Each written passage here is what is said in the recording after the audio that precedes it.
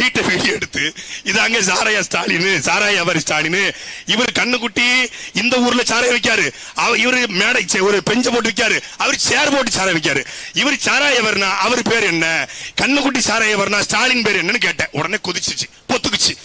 நான் தெரியாம இப்பவும் கேட்கிறேன், அவர் கண்ணுக்குட்டி கள்ளச்சாராயம் வித்தார். நீ ஒயின், ஜின்னு, ரம்மு, பிராண்டி, விஸ்கி என்று டாஸ்மாக் விற்கிற 48,000 கோடி வருமானம் டாஸ்மாக் வருகிறது.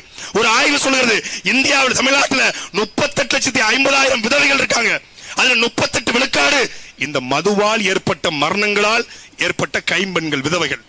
அப்படி என்றால் இந்த 3 ஆண்டு காலத்துல 13 லட்சம் விதவைகளை இந்த தமிழ்நாடு அரசு உருவாக்கிறது. மிகப்பெரிய இனப்படுகொலையை செய்திருக்கிறது. அதுக்கு பொறுப்பேற்க வேண்டியது யாரு? மரியாதைக்குரிய சாராய வியாபாரி ஸ்டாலின். சாராய வியாபாரி ஸ்டாலின், நீங்க மதுக்கடையை மூடுங்க, நாங்க மது ஒழிப்பு போராளி ஸ்டாலின் சொல்றோம், மது ஒழிப்பு நாயகன் ஸ்டாலின் சொல்றோம்.